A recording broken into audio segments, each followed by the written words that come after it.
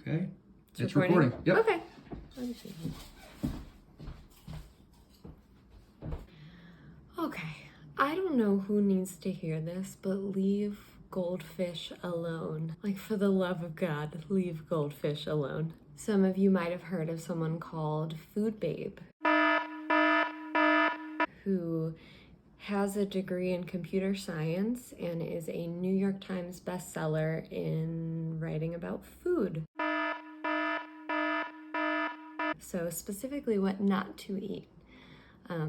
Not a dietitian, not a nutritionist, so make it make sense. She posted a graphic discussing goldfish, specifically with 5 bullet points outlining what was wrong with goldfish.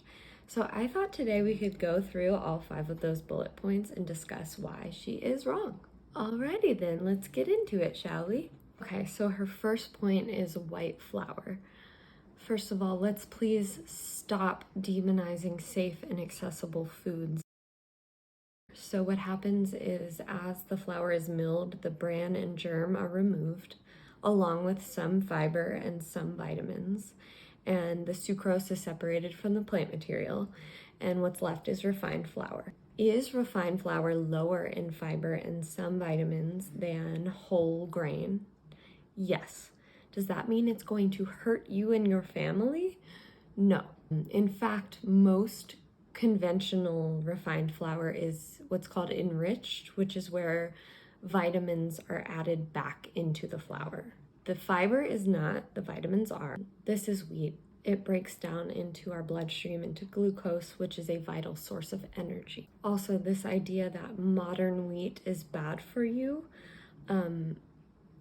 is just not evidence-based. A study comparing modern and historic wheat varieties grown side by side showed that modern wheat varieties actually are higher in fiber and other compounds beneficial to human health. Our blood sugar is supposed to go up in response to any carbohydrate consumption that breaks down into glucose in our bloodstream. White flour can fit into a happy, healthy life. Part 2 is autolyzed yeast, which is sometimes used as a substitute for MSG. So, Food Babe claims that autolyzed yeast is an excitotoxin, which is a substance that overstimulates our neuron receptors and essentially overwhelms our brain cells. So, many of you who have heard a lot of the fear-mongering about MSG probably have heard of this concept, and that is another video for another day. Studies show that adverse reactions to autolyzed yeast are very unlikely. Most yeast extracts are autolyzed, which essentially means that baker's yeast is broken down, heated, and becomes regular yeast. There are plenty of brands that say they prohibit autolyzed yeast extract and yet allow regular yeast, which is silly because they are essentially the same thing. Point number 3, enriched wheat flour. Again, does whole grain flour have more fiber and minerals and vitamins? Yes. Does that mean that white flour is going to harm you or your family or your cousins? No. In fact, the nutrients that are removed in this process, so iron and B vitamins, are often added back into enriched grain. Fiber is not added back, and cool, you get your fiber somewhere else that day. Part 4 is glyphosate. Glyphosate is an herbicide, and there is a lot of fear-mongering about glyphosate and cancer risk. It is really important to discuss that dietary exposure is entirely different than occupational exposure. Every regulatory agency that has evaluated glyphosate has deemed it safe if used according to regulatory standards. Glyphosate residues on foods are very low. Occupational risk is also very low. In fact, glyphosate has lower acute risk of toxicity to humans when compared to 94% of other herbicides. Also, research shows it is really unlikely that glyphosate could cause cancer through a genotoxic mechanism because it does not damage DNA. Glyphosate residues are found on various food items because of its widespread use. Trace amounts are not a concern to the consumer. Number 5, cheese is not organic in Goldfish, says Food Babe.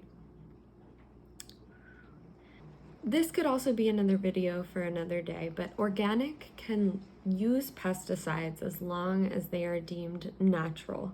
And there's a very loose to negligible definition of what this actually means. Every single year, the USDA tests our produce, and every single year, it is at least 100 times below the tolerable threshold.